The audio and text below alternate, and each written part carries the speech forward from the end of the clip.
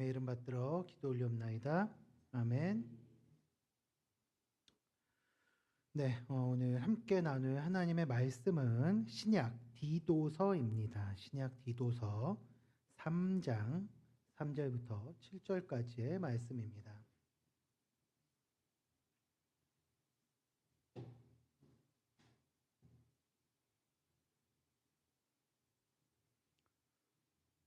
신약 디도서 3장 3절부터 7절까지의 말씀입니다. 제가 한 절, 성도님들이 한 절, 마지막 절은 같이 읽도록 합니다. 우리도 전에는 어리석은 자요, 순종하지 아니한 자요, 속은 자요, 여러 가지 정욕과 행락에 종 노릇한 자요, 악독과 투기를 일삼은 자요, 가증스러운 자요, 피차 미워한 자였으나 우리 구주 하나님의 자비와 사람 사랑하심이 나타날 때에 우리를 구원하시되 우리가 행한 바 의로운 행위로 말미암지 아니하고 오직 그의 긍휼하심을 따라 중생의 씻음과 성령의 새롭게 하심으로 하셨나니 우리 구주 예수 그리스도로 말미암아 우리에게 그 성령을 풍성히 함께요 우리로 그 소망을 따라 상속자가 되게 하려 하심이라. 아멘. 이 중에 우리 제자훈련 받으신 성도님들 계실지 모르겠습니다만 이게 제자훈련의 핵심 성경 구절 중에 하나입니다. 그래서 오늘 요 성경 구절 특별히 5절 말씀, 이 5절 말씀은 우리 성도님들이 꼭 기억해 놓으실 만한 말씀 중에 하나가 되겠습니다.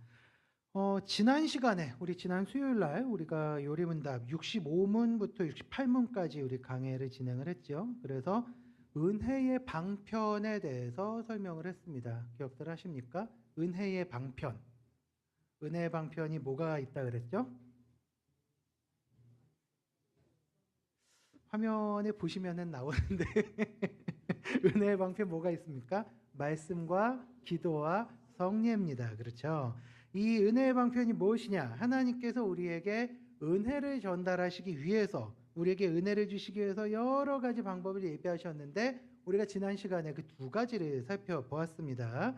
첫 번째가 거룩한 복음의 설교, 그 다음에 두 번째가 성례인데 이걸 듣다 보면 아마 저뿐만 아니라 우리 성도님들이 자연스럽게 가지실 의문이 하나 생기실 거라고 봅니다.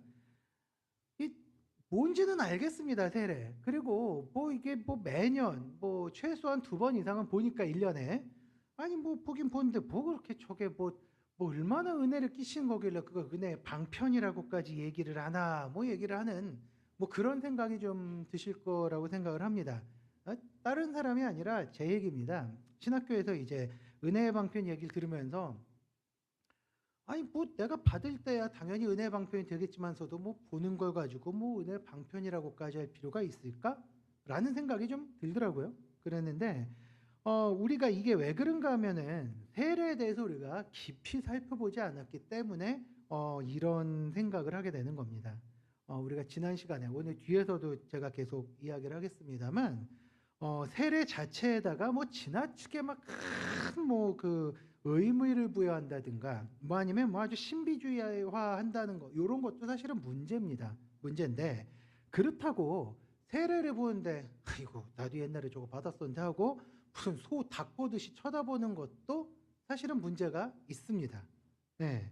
그래서 오늘 같은 경우에는 이제 이런 거를 방지하기 위해서 세례가 왜 우리에게 은혜의 방편이 되는가를 좀 깊숙이 들어가 보려고 하는데 이거를 알려면 세례의 의미에 대해서 좀 깊이 공부를 해야 되거든요. 근데 이 하이델베르크 요리문답이 성례 전반에 대해서 세례하고 성찬에 대해서 굉장히 상세하게 설명을 좀 하고 있습니다. 그래서 이 시간에는 오늘은 이제 요리문답에서 가르치는 성례 그 중에서도 이 세례에 대한 내용을 좀 깊이 살펴보려고 합니다. 그래서 원래는 우리 주보에는 71문까지만 나갔어요. 그런데 설교를 준비를 하다가 72문부터 14문까지 좀 반복되는 내용이 제가 볼 땐 좀 많아 보이더라고요. 그래서 쪼개서 보면 좀 더 깊이 들어갈 수 있겠으나 하나로 같이 보면 좀 더 유익하지 않을까라는 생각이 들어서 74문까지 했습니다. 그러면 이제 걱정이 되실 거예요. 정 목사 저 양반 설교도 가뜩이나 긴데 오늘 더 길어지는 거 아니냐 이렇게 생각하실 수 있는데 그런 불상사는 없습니다. 네, 그 안에 다 일어나는데 보시면 알겠지만 요리문답 자체가 워낙에 정리가 잘 돼 있기 때문에 제가 그렇게 길게 첨언할 내용이 많이 없어서 그런 것도 있습니다. 잘 따라오시면 참 좋을 것 같습니다. 이게 보시면 알겠지만 별다른 설명이 없어도 이해하실 수 있을 정도로 설명이 참 상세해요. 우리 그런 의미에서 69문을 한번 읽어볼까요? 그 앞장의 첫 박스 안에 있는 첫 번째 겁니다. 어떻게 거룩한 세례는 십자가에서 단번에 이르신 그리스도의 속죄사역이 당신에게 유익이 됨을 깨닫게 하고 확신하게 합니까? 그리스도께서 물로 씻는 이 외적 의식을 정하셔서 물로 몸의 더러운 것을 씻어내듯 내 영혼의 더러운 것, 곧 나의 모든 죄를 그의 피와 성령으로 깨끗이 씻어주시겠다고 약속하셨기 때문입니다. 네, 하나하나 살펴볼 거니까 뒤에 건 좀 이따가 보겠습니다. 이 물로 씻는다라는 게 일단 성리의 핵심입니다. 그렇죠? 세례의 핵심인데, 저는 이제 학교에서 아이들한테 이제 종교라는 수업을 진행을 하다 보니까 비교 종교학을 좀 하게 됩니다. 그래서 다른 종교들에 대한 설명을 좀 합니다. 그래서 그러다 보니까 이제 그 뭐 이슬람, 그다음에 힌두교, 뭐 불교 이런 종교들에 대해서도 제가 조금 이제 아이들한테 설명을 할 기회가 있었는데 그때 좀 공부를 했어요. 그러면서 보니까 이 세상에 있는 다른 종교들 중에서도요, 요 물을 활용한 의식들이 있더라고요. 예를 들자면, 뭐 우리 성도님들이 앞으로 여행을 그쪽으로 하실 일이 있을지는 모르겠습니다만, 이슬람 문화권 그쪽에 가면 모스크가 있어요. 멀리 가실 필요 없이 모스크 한번 구경해 보고 싶다 그러면 저기 이태원 가시면 돼요. 거기 우리나라에 모스크가 있는데 거기에서 이제 가면은 이제 걔네들이 하루에 5번 기도를 하는데 그 시간 되면 뭐 성직계 월자 에 하고 뭐 이렇게 기도하라고 뭐 이렇게 독경 같은 걸 해요. 그때 가면 사람들이 뭐를 하느냐? 이렇게 물로 이렇게 코를 씻고요. 이렇게 손을 씻는다고 합니다. 그러니까 사막은 그 흙먼지가 많으니까 예배드리기 전에 코 청소 한번 하는 건데 이게 그렇게 중요하다네요. 이슬람에서. 그래서 물이 꽤 중요한 그런 예식이 있다 그러고요. 불교도 뭐 우리 4월 초파일 때면은 꼭 그 아기 부처상에다가 스님들이 물 붓는 거 하잖아요. 뭐 그런 거 하면 씻는 거 그런 걸 하는 거 보면은 전 세계 종교에 이제 물로 뭔가 이렇게 씻는다, 물이 굉장히 청결하게 한다 이런 개념들은 다 있는 것 같아요. 그러니까 어떤 사람들은 세례도 뭐 좀 비슷하게 보는 것 같기는 합니다만 이 물로 몸을 씻는 게 상식이기는 한데 이런 의식이랑 세례가 완전히 다른 점이 하나가 있다면 성격입니다. 성격.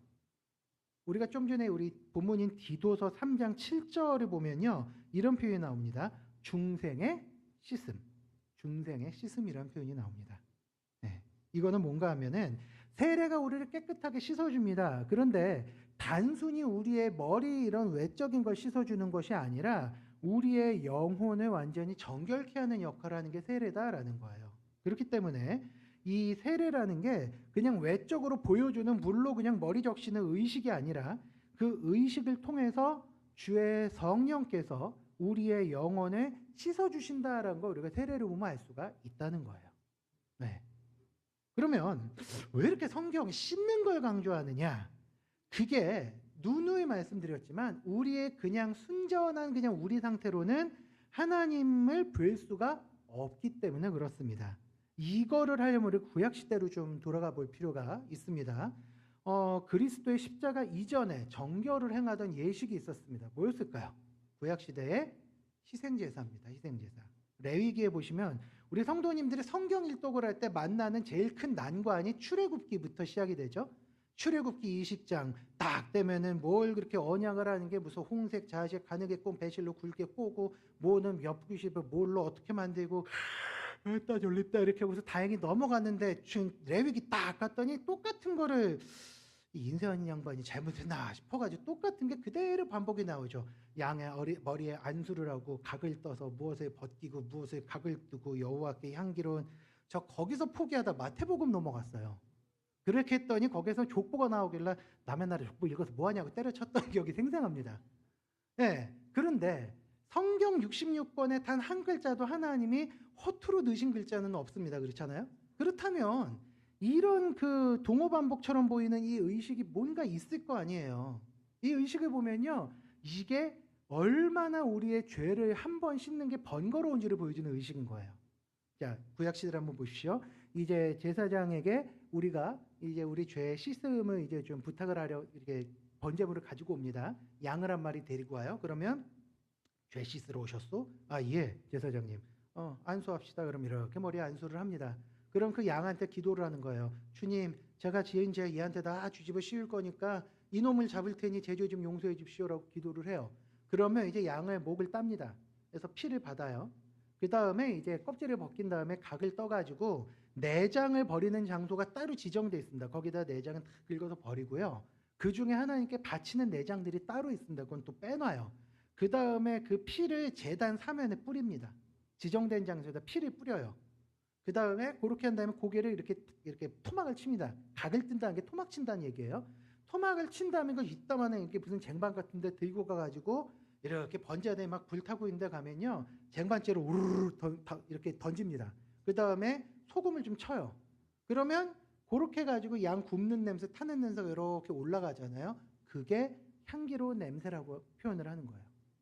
전반적으로 보면 피비린내가 진동을 합니다. 이게 꼭 이렇게 안 하더라도 비슷한 거 보시려면 마장동 가세요. 거기서 소, 닭 잡는 거 보시면은 아, 이런 식으로 하는 게 옛날에는 이게 죄 씻음이었겠구나 생생하게 보이실 거예요. 그대로는 아닙니다만. 근데 이게 그렇게 해가지고 쌩 난리를 칩니다. 그렇게 해가지고 딱 돌아서 나왔는데 집에 가가지고 같은 죄를 또 지절러 그러면 아, 나씨 이렇게 하고서 또 양 한 마리 또 들고 가서 또 제사를 지내야 되는 거예요.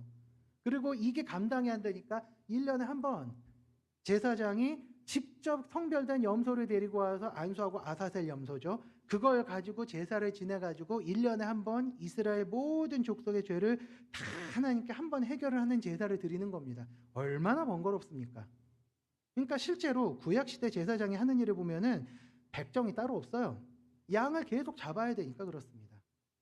심지어는 무슨 유대인 랍비가 썼던 책 옛날에 번역된 얇은 소책자 하나 있어 제가 사가지고 가지고 있거든요. 거기 보면은 양이나 비둘기 잡는 법을 단계별로 상세하게 묘사를 해놨습니다. 옛날엔 그걸 해야 되는데 저희가 만약에 예수님의 십자가가 없었다면요, 우리 담임 목사님도 그렇고 저도 그렇고 맨날 그 짓 하고 있어야 되는 거예요. 예, 얼마나 이게 번거롭습니까? 예. 그럼 뭐 진짜 이런 번거로움을 하는 건데 이게 왜 이렇게 하느냐? 일시적이지만 속죄와 정결함을 입는 이 피제사를 드리는 이유, 레위기 17장 11절에 있습니다. 생명이 피에 있으므로 피가 죄를 속하느니라. 생명이 피에 있으므로. 그러니까 이 원리에 기반에 둔 거예요. 내가 하나님께 용서를 받으려면 피 흘려야 돼. 그런데 나 용서받자고 옆에 있는 놈을 잡자니 이놈도 죄인이라서 얘를 잡았다고 해서 그 피가 정결한 피는 아니고 살인을 저질 수는 없고, 그럼 어떻게 해야 돼요? 그냥 멀쩡하게 애꿎은 양 한 마리, 소 한 마리 데리고 와서 제사를 지내는 겁니다. 그렇게 해서 피를 뿌리고 태워요. 이렇게 번거롭게 제사를 드릴 수밖에 없었는데 좀 전에도 말씀드렸다시피 이 희생제사의 효력이 너무나 일시적이라는 거죠. 그래서 그리스도께서 친히 제사장, 대제사장이 되신 겁니다. 자기 자신을 십자가에서 제물로 드리셨어요. 그런데 이렇게 드린 제물은 한 번만 드리는데 이 제물의 효과가 영원히 갑니다. 그래서 영원하지만 단번에 드린 제사다. 그래서 제가 용어를 가르쳐 드렸어요. 영단번의 제사다. 영단번의 제사, 영단번의 희생을 이제 드리시게 돼서 요렇게 우리가 번거로운 제사를 드리지 않아도 되는 혜택을 입은 건데, 그 결과로 우리 요리문답에서는 이제 지난 시간에 우리 배웠던 68문에 이렇게 돼 있거든요. 뭐라고 돼 있느냐? 그 죄에 이제 우리가 죄에 대해서는 죽고 거룩하고 흠이 없는 그리스도인의 삶을 살 수 있게 된 겁니다. 네. 가끔 뒤에서 애가 창문 두드리는 거 신경 쓰지 마세요. 저 소리가 끊어진다는 거는 이 교회에도 이제 하나님께서 새 생명 안 주신다는 뜻이니까 전 저 소리 더 많이 들렸으면 좋겠어요. 네. 우리가 좀 참으면 됩니다. 네. 그렇다면 이제 우리가 이 그리스도의 영단번의 제사로 어떤 결과를 얻게 됐느냐? 과거에 우리는 어땠습니까? 죄에 친숙했어요. 하나님을 멀리했어요. 하나님께서 기뻐하시지 않는 것만 골라서 합니다. 그런 본능에 사로잡혔는데 이제 우리가 그리스도의 피로 정결케 됐어요. 그러면 우리가 어떤 일이 일어나느냐? 죄가 뭔지를 알게 됩니다. 죄악을 멀리하려는 삶을 살게 되는 거예요. 세례가 이렇게 우리가 그리스도의 피로 우리 영혼이 정결하게 되었다라는 것을 세례를 받는 사람 그리고 세례식에 같이 참여하는 사람 모두가 한 번에 확인할 수 있게 해주는 예식이라는 거예요. 이게 70문의 정리가 잘 되어 있습니다. 70문 한번 읽어보겠습니다. 그리스도의 피와 성령으로 씻었다는 것은 무슨 뜻입니까? 그리스도의 피로 씻긴다는 것은 십자가에서 우리를 위해 흘리신 그리스도의 피를 인하여 은혜로 우리가 하나님께 죄사함을 받았음을 뜻합니다. 성령으로 씻긴다는 것은 우리가 성령으로 새롭게 되고 그리스도의 지체가 되도록 구별하셔서 점점 더 죄에 대하여 죽고 거룩하고 흠이 없는 삶을 사는 것을 의미합니다. 이렇게 되어 있습니다. 이렇게 우리가 이제 정결하게 된다는 것이 이제 나오는데 이게 그런데 새로운 개념이 또 아닙니다.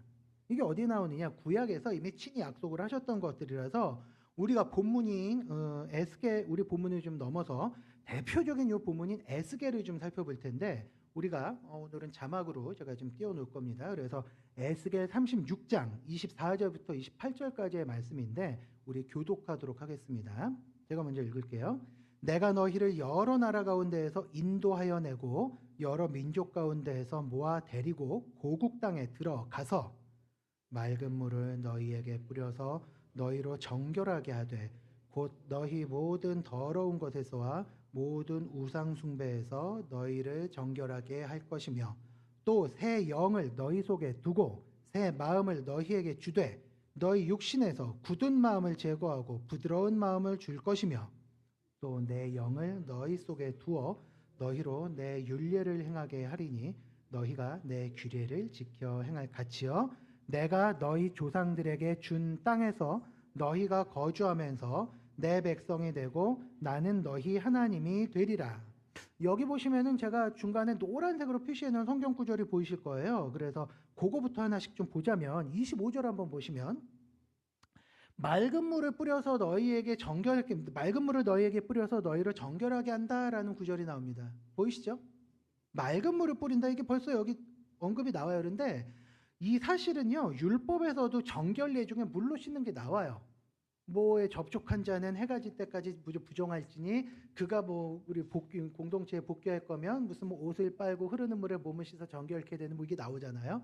이 정결례입니다. 실제로 학자들 중에서 세례의 기원을요 유대인들의 의식 중에 이렇게 탕에 들어가서 몸을 씻는 의식이 있어요. 유대교에 새로 입교하는 사람들이. 그래서 그 미크베라고 하는 탕에 들어가서 씻는 의식이 있다 그래서 거기에서 온 것이다라고 얘기하는 사람들도 있습니다. 그러니까 원래 있던 내용이기는 한데 이게 그 내용을 언급한 것처럼 보이지만 그 다음인 26절을 보면요 결정적으로 그게 아니라는 게 나옵니다. 26절을 보면은 또 노랗게 표시되어 있어요. 뭐라고 되어 있죠? 새 영을 어디에 둔대요? 너희 속에 둔대요. 히브리어는 동어 반복을 통해서 강조하거든요. 새 영을 너희 속에 둔다. 그래서 새 마음을 너희에게 주는 건데 새 영, 새 마음을 주는데 그걸 통해서 무엇을 하시는 것이냐? 굳은 마음을 제거하고 부드러운 마음을 주실 것이다. 굳은 마음을 제거하고 부드러운 마음을 주실 것이다. 이거 에서 그리스도의 사역과 성령의 강림으로 완벽하게 성취가 됐죠. 그래서 굳은 마음, 죄악으로 인해서 하나님을 거부하고 하나님의 말씀을 멀리하려고 하던 그 마음을 성령께서 태워 없애시고 우리 가운데 새 영을 주셨으니까 우리가 이 자리에 나오는 거예요. 그리고 말씀을 듣는 거예요. 그러니 이게 바로 신약에서 성취된 겁니다. 굳은 마음을 제거하고 부드러운 마음을 줄 것이다. 이걸로 끝난 게 아니라 27절, 28절을 보시면 28절입니다. 여기 보면은 또 제가 노란색으로 표시를 해놨어요. 내 백성이 되고 나는 너희 하나님이 되리라. 여기서 많이 보신 것 같은데 그죠? 출애굽기 20장에서 이스라엘 백성들이 시내산 앞에 딱 당도했을 때 하나님과 언약을 맺으실 때 선포하신 말씀이 이렇게 시작합니다. 세계가 다 내 안에 속하였으니 너희가 내 명령을 잘 듣고 지켜 행하면 너희는 내 백성이 되고 나는 너희 하나님이 될 것이다. 너희가 세상 나라의 제사장이 될 것이다.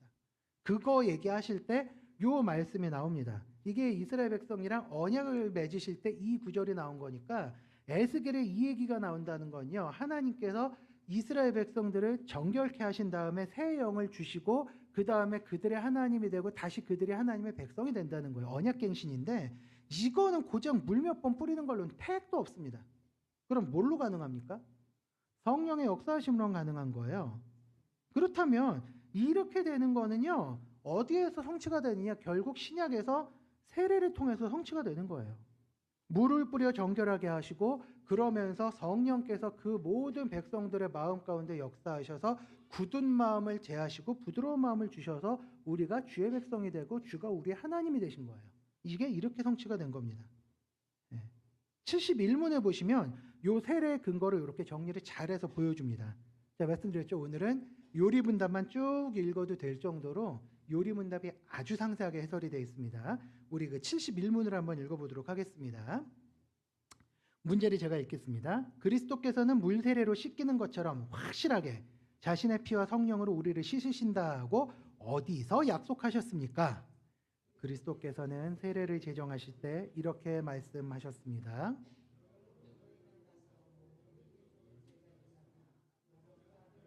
성령의 이름으로 세례를 베풀고 믿고 세례를 받는 사람은 구원을 얻을 것이요 믿지 않는 사람은 정죄를 받으리라.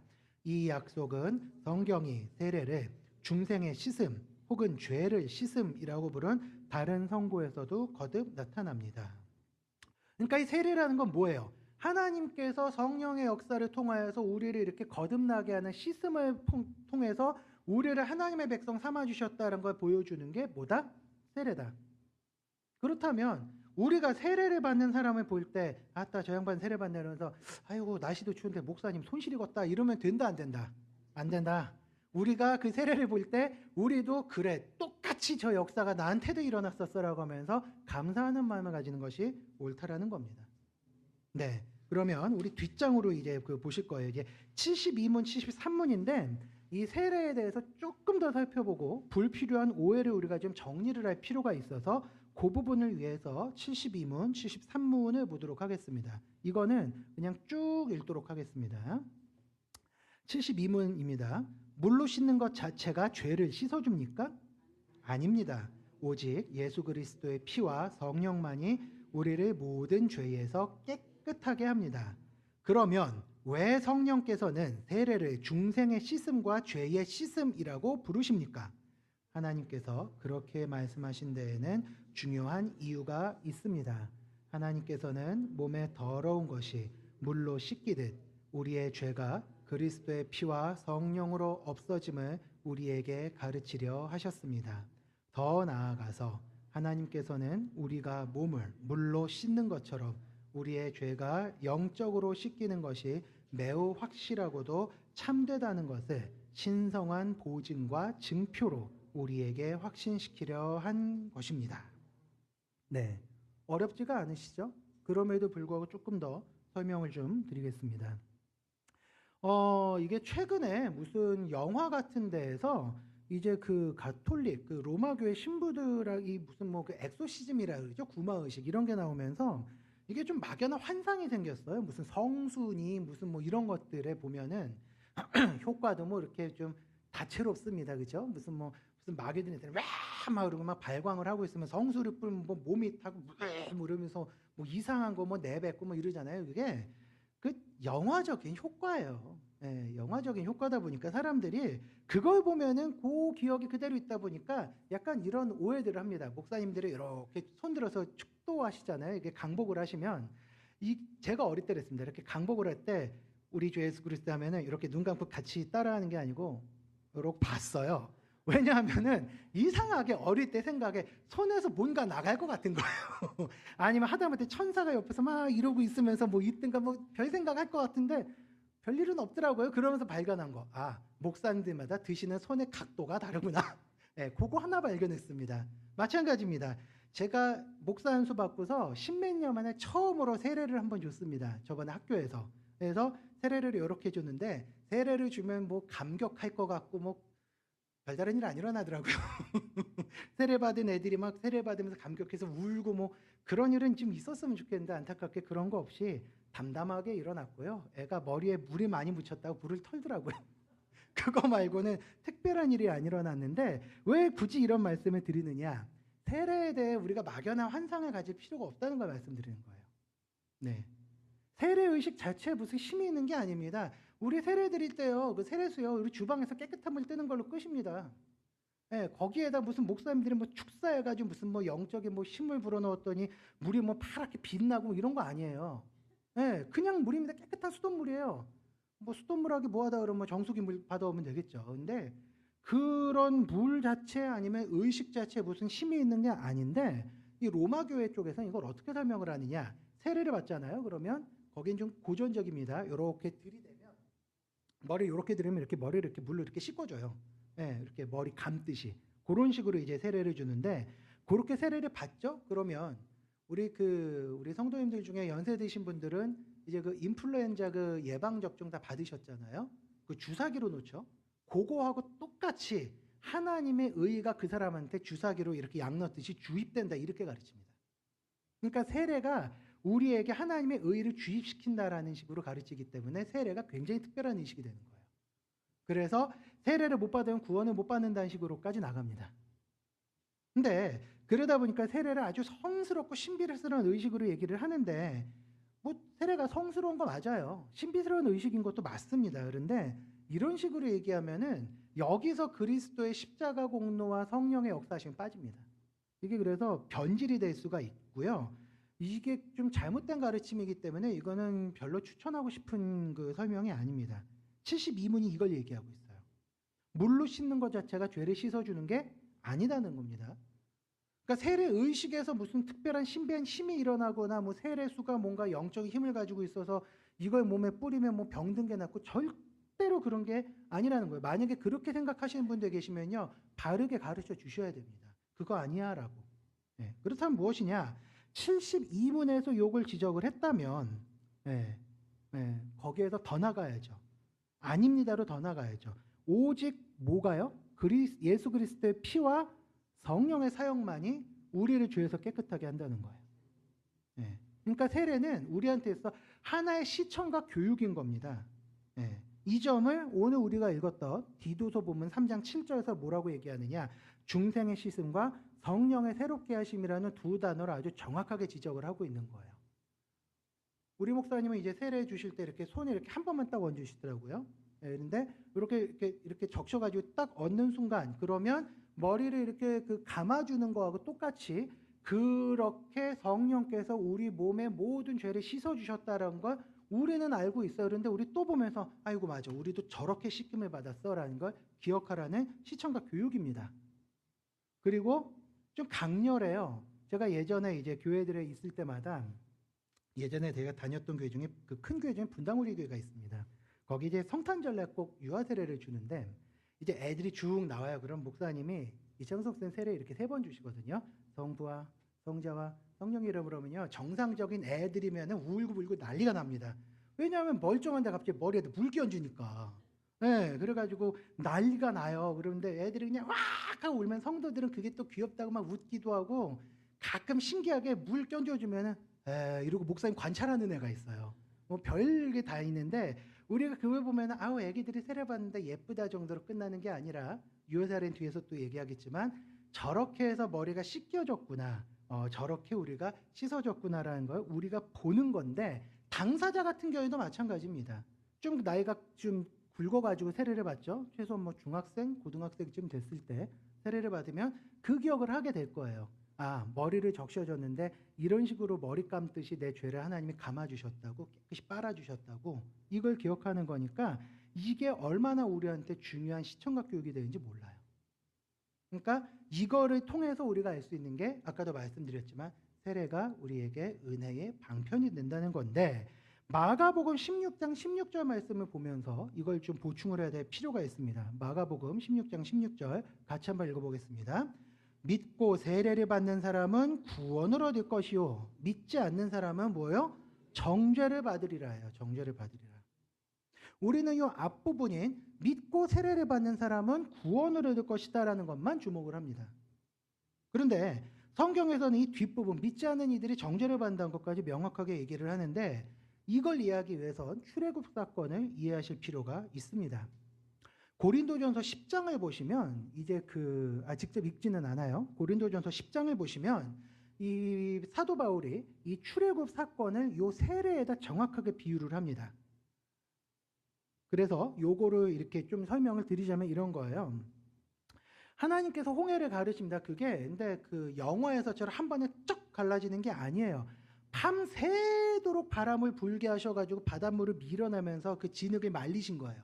밤새도록 그렇게 해가지고 쫙 갈라 놓으셨습니다. 그래서 이스라엘 백성들이 이제 막 그 바람을 이제 등에 진 채로 그냥 막 휘청휘청하면서 걸어가는 겁니다. 그런데 그 무리들 중에서는 그 출애굽기 12장 38절을 보시면 수많은 잡족들이 나옵니다. 이게 옛날 개역 한글에는 중다한 잡족 이렇게 돼 있어요. 이 잡족은 뭐 하는 사람들이냐? 같은 이스라엘 그 계통의 뭐 사돈의 8촌쯤 되는 그 셈족 사람들 중에서 하나님을 믿기로 작정한 자들, 유대인은 아닌 거죠. 이스라엘 사람은 아니지만 하나님을 믿기로 작정한 다른 무리들, 혹은 이집트 사람들 중에서 아이고야 나는 우리 신들이 최고인 줄 알았더니 하나님밖에 없구만 그래 이렇게 하고서 믿고 나도 같이 갈래요 하고서 따라 나온 이집트인들 일부가 중다 수많은 잡족들이에요. 복음은 그 당시에도 열려 있었다는 얘기예요. 그러니까 그들도 전부 다 하나님의 백성으로 데리고 와서 같이 건너간 겁니다. 그러니까 복음의 문은 누구에게나 활짝 열려 있었다는 얘기인데 파라오가 어떻게 했습니까? 그려 나도 믿고 따라갈랜다 이렇게 한 게 아니었죠. 저것들 잡아 죽일래라고 하면서 전차를 끌고 쫓아갔다가 하나님이 바다를 닫으시면서 전부 수장이 됐습니다. 그렇죠? 그렇게 되니까 이 따라갔던 이집트 병사들은 어떻게 된 거예요? 죽었습니다. 그 마가복음 16장 16절로 요거랑 한번 연결을 시켜보세요. 성령님의 인도하심을 받아서 참된 믿음으로 말미암아 구원받은 이들은 하나님의 은혜를 덧입었습니다. 누군지는 상관없어요. 중단 잡족들 중에서 유대인 아닌 이들도 많았어요. 근데 그들에게 하나님의 은혜가 덧입혀졌어요. 그런데 그렇지 않은 사람들, 심지어는 우리 주변에서 가끔 보이죠? 복음을 거부하고 거절하고 하나님의 이름을 모독하는 이들에게는 세례가 오히려 그들에게 심판이 된다는 겁니다. 이들은 이렇게 씻겼지만 봐라, 너희들은 거부했으니 그렇지 않을 것이다. 그리고 너희들의 죄로 말미암아 심판이 기다리고 있다는 선언이에요. 굉장히 무서운 얘기입니다. 그러니까 세례라는 게 우리에게는 은혜고 복이고 하나님께서 예비하신 활짝 열린 구원을 향한 문이지만 이 복음을 거절한 이들에게는 이 세례가 심판이 될 수도 있다는 얘기입니다. 그들의 죄로 인해서요. 세례를 거부해서가 아닙니다. 이 세례를 거부하고 하나님의 인도하심을 거부했기 때문에 필연적으로 따라올 그들의 죄가 면제되지 않고 그대로 임한다는 얘기예요. 그렇기 때문에 세례가 심판이 되기도 합니다. 우리가 유리문답을 보시면 이 내용이 분명히 나와 있어요. 제가 이 뒤에서 설명하기 위해서 좀 땡겨왔는데 그래서 이 세례가 우리에게 주는 의미가 그만큼 크다는 것인데 여기서 끝나지 않습니다. 이제 세례에 관한 중요한 내용이 한 가지 더 있습니다. 유아 세례하고 관련된 것인데 74문을 우리가 한번 읽어보도록 하겠습니다. 유아들도 세례를 받아야 합니까? 그렇습니다. 유아들도 어른들과 마찬가지로 하나님의 언약 안에 속해 있기 때문이며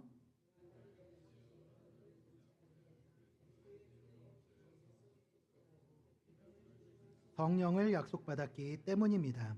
그러므로 유아들도 언약의 증표인 세례를 통하여 그리스도의 교회에 속하게 되고 믿지 않는 자의 자녀와 구별되는 것입니다. 이런 일이 구약에서는 할례를 통하여 이루어졌으나 신약에서는 그 대신 세례로 대체되었습니다.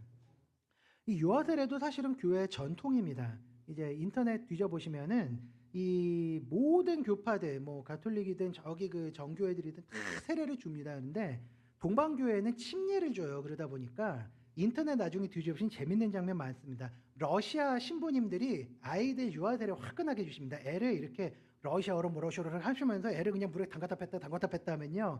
애가 놀라가지고 오버버 하다가 끄는 우악 하고 울어요.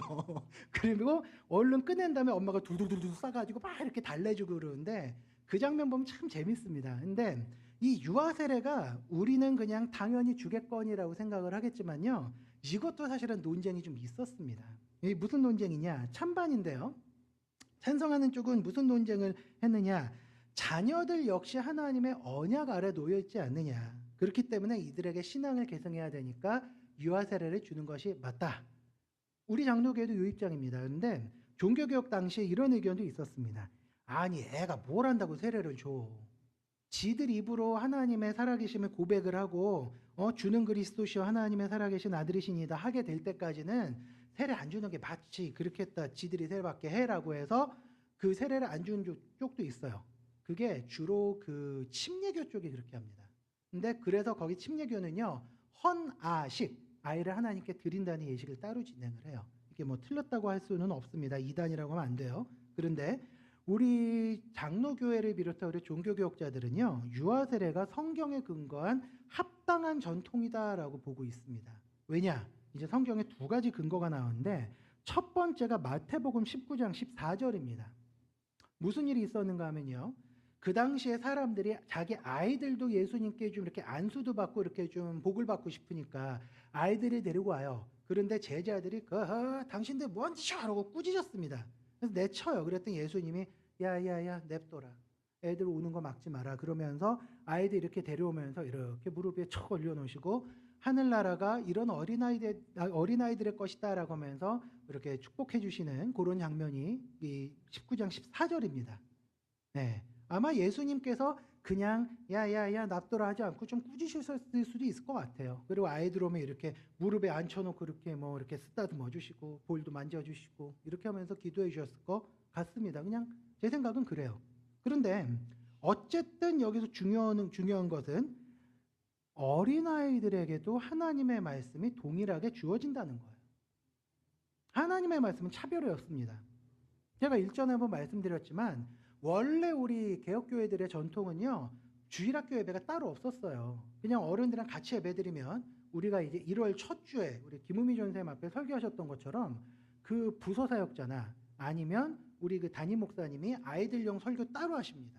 따로 하면서 아이들한테 복음을 전해주고 아이들 축복해주고 그렇게 한 다음에 어른 설교를 진행을 했거든요.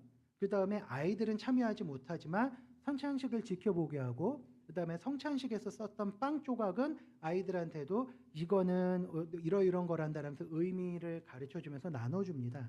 너희들이 나중에 의미를 알게 됐을 때 입교하면 같이 참여하는 거야 라고 가르쳐주는 게 순서에 들어가 있어요. 그러니까 이거 뭘 얘기했느냐 하면요. 어린아이들에게도 복음의 내용이나 형식은 똑같이 적용될 수 있다는 걸 보여줬던 거죠. 그게 요 마태복음 19장 14절이 근거가 됩니다. 그 다음에 두 번째. 가장 강력한 증거가 할례입니다. 창세기 17장에 보면 하나님께서 아브라함과 언약을 맺으시면서 너희의 자녀들이 할례를 받으라라고 이야기를 합니다. 그래서 지금도 유대인 아이들은 태어난 지 이제 8일째가 되는 날 랍비가 할례를 집도를 해요. 그리고 그날이 마을의 축제일이 됩니다. 왜냐? 이 어린아이에게 하나님의 언약이 그대로 이제 계승이 된다. 이 아이가 언약의 자녀가 되었다라고 하면서 축하해 주는 거예요.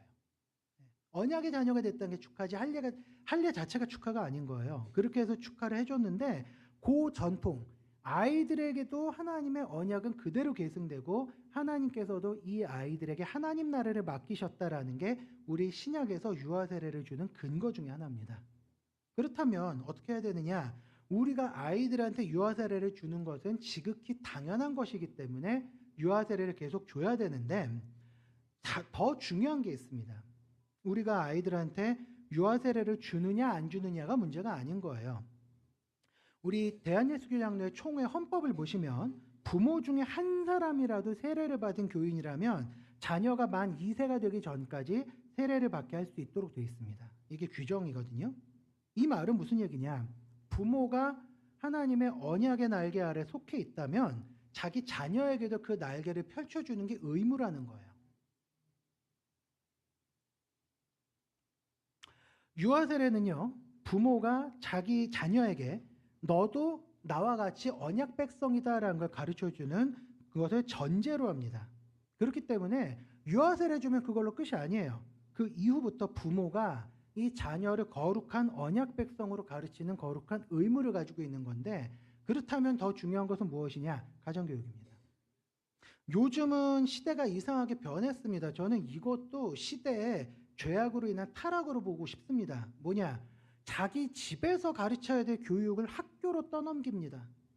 아이들이 학교에서 개차반으로 행동을 해요. 요즘 초등학교 선생님들 학교 퇴직하는 선생님들이 그렇게 많습니다. 너무 힘들다는 거예요. 왜? 집에서 아이한테 어느 정도 예의 범절 가르쳐주고서 학교에 왔어야지 되는데 오냐오냐 해요. 우리 애한테 이렇게 좀 해주세요. 그래가지고 요즘 학교에서는요, 우리 애가 거절감 당하는 거를 가르쳐주고 싶지 않아요. 그래가지고 초등학교에서 시험을 못 보게 합니다. 시험 보면 자기 애들 상처받는다는 거예요. 그리고 초등학교에서 애들 운동회 하는 것도 못합니다. 왜요? 우리 애는 달리기를 잘 못하는데 달리기 잘하는 애랑 비교되면 애가 상처받아. 하도 이거 가지고 민원을 넣으니까 초등학교에서 운동회가 없어져요. 그리고 체험학습 소풍도 안 갑니다. 왜? 가가지고 뭐 도시락을 뭘로 먹네, 어디 가서 뭘로 하네, 별 되지도 않는 민원들을 탁 집어넣습니다. 왜? 내 애가 중요하다는 건데, 아니 그렇게 할 거면 그냥 끼고서 집에서 홈스쿨링을 하지. 네, 그 소리가 나와요. 고등학교에서는 왜 그렇게 못하는지 아세요? 여차하면은 생기부에다가 거하게 얘는 싸가지가 없으니 이거 쓰면 얘는 앞으로 30년간 끝장이거든요. 그러니까 애들이 알아서 눈치 보는 거지 애들이 가정교육 잘 받아서가 아니에요. 이건 뭘 뜻하느냐? 집에서 가정교육을 포기했기 때문에 애들이 개판이 되는데 학교에서 그걸 어떻게 가르쳐요? 근데 마찬가지입니다. 교회에서 애들 보면은요. 그 예배 드리고서 뭐 특별활동하고 이거저거 해봤자 뭐 끽해봤자 1시간이에요. 예? 그 교회 오면은 얘들아 잘 지냈어 땡 이거 해가지고 대화가 한 5마디 하고서 잘 가 다음 주에 보자 이러는데 거기에다 우리 교회 특징이 우리 교회 주변에 사는 애들이 별로 없죠. 제일 가까운 데가 문정동이더라고요. 예. 이런 애들이 교회에서 신앙교육을 뭘 해요? 집에서 해야지. 유아세례 받았다고 끝난 게 아닙니다. 가정에서 교육을 해야 돼요. 신앙교육을 해야 돼요. 얘가 하나님에 대해서 모른다. 얘가 말씀을 모른다. 그러면 담당 교육자한테 가가지고 멱살 잡으면서 당신이 왜 이렇게 가르쳐서 하시면 안 됩니다. 그거 부모의 책임이에요. 근데 정말 많은 부모들이 이걸 잊고 삽니다. 유아세례 받았으면은 그 다음에 입교할 때까지 지가 알아서 큰 줄 알아요. 애가 콩나물도 아닌데 말씀으로 양육을 해야 돼 큽니다. 그런데 그게 안 되면은 문제가 있는 거예요. 그래서 저는 어디 가면은요 저희 교회 얘기 좀 떳떳하게 합니다. 주일학교 애들은 몇 명 없는데요. 부모님한테 신앙계승 잘 받았어요. 저 1년 중고등부 했잖아요. 그래서 지금이야 뭐 우리 박조영 목사님이 저보다 뭐 더 잘하시지만 뭐 저희 애들은 솔직히 별로 저 걱정 안 합니다. 왜요? 봤거든요. 얘네들은 신앙의 기본이 돼 있다. 그래서 솔직히 저희 중고등부 애들은 별로 걱정 안 합니다. 얘가 사회에 나갔을 때는 이제 부모의 몫이 아니라 지대 몫이지. 네, 그런데 이거는 뭘 얘기하느냐? 우리가 그만큼 아이들을 가르치는 것이 공동체에 이어지는 그 다음부터의 책임이라는 뜻입니다. 유아세례는 그래서 무서운 겁니다. 함부로 줄 게 아니에요. 세례라는 게요. 우리한테 이런 걸 기억하도록 하는 거기 때문에 은혜의 방편인 겁니다. 우리가 그럼 앞으로 성례식, 특히 세례식에 참여할 때 어떻게 참여하는 게 옳을까요? 일단은 세례를 받는 영혼을 우리가 바라볼 때, 우리 여기다 세례 받으셨잖아요. 그러니까 바라볼 때 우리는 뭘 해야 되냐? 우리 영혼이 저렇게 주의 피와 성령으로 씻겨져서 정결이 되었구나. 이걸 기억하면서 감사하셔야 돼요. 이제 우리 또 3월 달에 세례식이 있습니다. 그죠? 그때 그 세례식이 진행된 걸 보시면서 아유, 나도 저랬는데 아유, 너무 감사하지. 그러면서 같이 참여하시면 그게 얼마나 은혜가 될까요? 우리는 볼 수 없지만요. 우리 영혼은 그리스도의 피와 성령으로 깨끗하게 씻겨서 정결케 됐습니다. 그런데 이걸 눈으로 볼 수 있게 해주는 의식이 세례예요. 그러니까 우리는 우리 영혼이 이렇게 씻겼다는 걸 감사해야 되고 그 다음에 세례 받는 사람이 아유 저 사람도 이제 씻겨졌네. 아유 너무 좋다. 이러면서 구원을 받았다는 걸 인해서 감사하고 기뻐해야 됩니다. 그게 우리가 세례를 참여할 때 은혜 받는 첫 번째 방법이고요. 두 번째, 좀 전에 제가 조금 길게 말씀드렸던 교육에 관한 부분인데 거룩한 책임감을 가지셔야 돼요. 거룩한 책임감. 저 영혼이 세례를 받고 거룩한 우리 공동체의 그 교회의 지체가 됐죠. 그렇다는 거는요. 저 영혼의 성숙과 성장에 대한 책임이 우리한테 있다는 뜻이에요. 우리 수서은혜교회가 저 영혼을 잘 양육해서 우리 앉아 있는 성도님들만큼 키워내야 될 책임이 있다는 겁니다. 유아세례도 마찬가지예요. 아이가 세례를 받으면서 이 아이들이 바르게 신앙으로 자라도록 해야 될 무거운 의무는 가정에도 있지만 교회에도 마찬가지로 있습니다. 이걸 깨달으셔야 돼요. 세례가 우리에게 이런 것들을 기억하게 하기 때문에 우리에게 늘 큰 은혜를 끼치는 은혜의 방편이 된다는 거죠. 네. 이제 말씀 마치면서 영화 스파이더맨 시리즈에 나오는 대사 하나를 좀 알려드리고 싶은데, 이제 큰 힘에는 큰 책임이 따른다라는 대사가 좀 많이 나옵니다.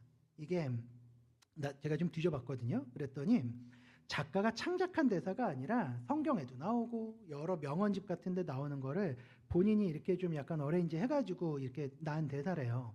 이게 굉장히 시사한 바가 큽니다. 이 스파이더맨 영화 그것도 뭐래? 이러시는 분들 계실까 말씀드리자면요. 어떤 청년이 특이한 거미한테 물렸어요. 그랬는데 그 다음부터 희한한 능력이 생겨가지고 얘가 그 미국을 구하러 다닙니다. 이제 손에다가 이제 거미줄 그 쏘는 그 좀 총 같은 거 숨겨놓고 쭉 이렇게 하면 거미줄 나가서 막 벽에 들러붙고 이래요. 그래서 얘가 이제 악당들로부터 지구를 구하고 막 이러는데 그만큼 책임감 이제 큰 힘을 받았으니까 넌 그만큼 큰 책임이 따른다라는 맥락에서 이 얘기가 나온 거거든요. 근데 스파이더맨 대신에 거기다 우리 성도라는 이름 한번 딱 집어넣어 보세요. 우리 그리스도인들은 구원받은 백성들입니다. 그렇죠? 그리고 하나님의 큰 은혜를 입은 사람들입니다. 그리고 이제 우리는 이 교회라는 공동체에 속해 있습니다. 우리 수원의 교회, 작은 교회입니까? 그렇지 않습니다. 규모만 작은 거지 이 교회는요 그리스도의 몸된 교회입니다. 그렇기 때문에 숫자로는 작을지 몰라도 우리 수원의 교회 절대로 작은 교회가 아니에요. 이 공동체에 끊임없이 새로운 생명이 들어와요. 이런 생명이 들어오지 않는다 그러면 이 공동체의 생명력은 끝난 겁니다. 끊임없이 생명력이 생겨야지 생명이 공급이 돼야 된다는 얘기예요. 전도를 통해서든 아이를 낳든 아니면 주일학교가 성장을 하든 계속 새로운 생명이 들어오면 우리는 그 생명을 그리스도의 장성한 분량이 충만한 데까지 이루도록 양육을 해야 될 의무가 있다는 거예요. 그리스도인 개개인이 하나님 앞에서 져야 될 책무는 너무나 당연한 겁니다. 그리스도인답게 살아야 되죠. 그러니까 그건 당연한 건데 공동체 안에도 책임이 있다는 거예요. 그러니까 우리가 세례를 가벼이 여겨서도 안 되고요. 그 귀한 세례를 받고 공동체에 들어온 영혼에게 하나님의 은혜를 가르치고 또 그 사람들이 공동체에서 잘 세워가도록 이들의 영적인 건강을 우리가 책임져야 될 의무도 있다는 뜻입니다. 우리 안에 그냥 주어진 구원 누리면서 감격하고 기뻐하는 걸 끝났다 그러면 나치가 유대인들 죽이려고 이렇게 가둬놓은 게토라는 그 담벼락 있죠. 그거하고 교회가 다를 바가 없어져요. 그 안에서 우리끼리 여기가 좋사오니 하면 안 됩니다. 그 구원이 온 공동체, 나로부터 시작돼서 옆 사람에서 우리 공동체로 흐르게 해야 되고요. 그 다음에 그게 작게는 우리 수소동 전체로 퍼져야 되고요. 그 다음에 이게 전 우리나라로 전 세계로 이게 다 퍼져나가도록 해야 돼요. 그 거룩한 그 은혜가 강같이 흐르도록 노력해야 될 거룩한 책임이 우리한테 있다는 걸 기억하게 하는 게 성례입니다. 그러니까 이제부터는 이 세례, 이 성례에 참여할 때 오늘 우리가 한 건 세례니까 세례를 국한을 짓자면 세례의식에 참여할 때 내가 은혜 받는 거 일단 집중하시되 요걸로 끝내시면 안 되고요. 공동체에 하나님의 은혜가 풍성하게 임하도록 함께 기도해야 됩니다. 이런 것들을 소망하면서 하나님 앞에서 새로이 결단하신 우리 성도님들 되시면 좋겠고요. 그리고 이제 사순절 우리 기간에 우리 그 종료주일 때 이제 항상 세례하고 성찬이 있습니다. 기도를 준비하시면서 기대하시면 좋겠어요. 이게 그 성례에 참여하실 때 막 맨날 울라는 뜻이 아닙니다. 보면서 막 기대와 감격을 가지고 성찬식 보면서 실실 웃으셔도 돼요. 너무 좋고 기뻐야 되는 거예요. 그렇게 기대하고 감격을 하시면서 참여하신다면 왜 세례가 우리에게 은혜의 방편이 되든지 깨닫게 되실 겁니다. 그 은혜를 사모하시면서 나가시는 우리 성도님들 다 되시기를 바랍니다. 기도하겠습니다. 거룩하고 자비로우신 아버지 하나님, 스스로의 힘으로는 그 아무것도 할 것 없고 멸망만 기다릴 수밖에 없는 우리들을 주께서 건져주시고 구원하여 주셔서 중생의 피와 성령의 새롭게 하심으로 우리를 새롭게 하셔서 주의 백성 삼아주심에 감사하고 또 이것을 기억할 수 있도록 세례를 통하여서 우리를 항상 깨우쳐 주심에 감사를 드리옵나이다. 거룩하고 자비로우신 아버지 하나님, 그러나 우리가 이 세례를 가벼이 여기지 않게 하시고 우리가 세례를 받을 때 그 세례를 받는 영혼이 거듭났음을 축하하고 그 영혼이 온전히 주의 백성으로 성장할 수 있는 무거운 책임을 우리가 함께 지게 하시며 그렇게 함으로 우리가 세례를 받는 영혼들을 바라볼 때마다 감격과 더불어서 우리에게 하나님께서 우리에게 이 영혼들의 성장을 맡기셨다는 의무를 기억하게 하시고 날마다 우리 자신을 채찍질하며 우리 자신의 하나님 죄에 대하여서는 정말 거부하고 하나님의 말씀에 대하여서는 살아있는 자가 될 수 있도록 노력하며 나아가는 우리 모두가 될 수 있도록 인도하여 주시옵소서. 그 일에 함께 동참하고 힘쓰는 우리 모든 수서원의 교회